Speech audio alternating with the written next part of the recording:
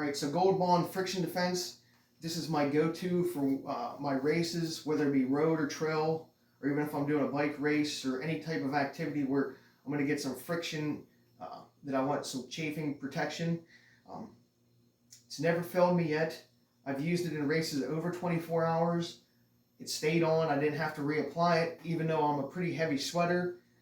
Sometimes I get real salty, and it still gave me a lot of protection during those longer races and events, or even if it's like a 5K where I'm going really hard. I didn't have any problems with chafing or anything like that, or getting like rubbing it so raw where I get bloody because of this product. One of the main reasons why I like this over some of the other products is it's basically a deodorant stick. Hopefully you've used deodorant in your time, so you know how to use it. You just spin the little bottom so it goes up or down, however you want to do it. It's fragrance free, it's non-greasy, so you're not going to smell it when you open it. People aren't going to know you're wearing it. It's readily available at pharmacy type stores like Walmart or Rite Aid, Walgreens, stuff like that. Wherever you can find Gold Bond products. It's usually found in the foot care now instead of some other area. Probably because it's marketed more to feet now, even though it used to have a bunch of like little runners on the design, but they switched it. It does have aloe on this one. This is a new look. I've been using this for 4 or 5 years now. It hasn't failed me yet. Being non-greasy, so if you get a little sweaty or if you're wearing certain type clothing, you're not gonna have to worry about like a grease stain popping out anywhere. So for me, for being a guy, I'll show you how I apply it a little bit. So if it's a little graphic, I'm sorry.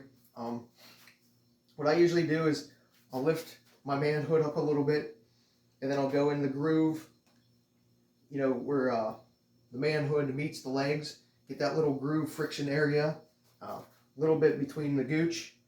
I'll get the nutsack and the shaft a little bit, and then I'll get that little pouch. I always call it the love pouch above the manhood. Get that, because that seems like to be where the most friction is. Even though I wear compression shorts, just the way I run, it seems like a good area for friction. And then I'll show you where else it's easier. So like wherever my shorts are, like the waistband around my shorts. So if you wear it up here, you're gonna have to put it up here. But normally you see the band here. So I'm just gonna go like this the whole way around. I always go up and down instead of this way. I don't know why, it's just preference. Either way works. But I feel like if I go up and down the whole way around, I get more of an area covered quicker. And then like under my armpits, I'll get like the back side, go around a little bit under and up around both sides. You gotta make sure you don't really necessarily have to get in the armpit area where the hair's at, but just get around the outer area because the hair usually protects you enough. But if you're worried about it, get some in there. Now if I'm wearing a waist pack, a lot of times I'm running without a shirt on. But if I'm doing a trail race where I'm having a waist pack,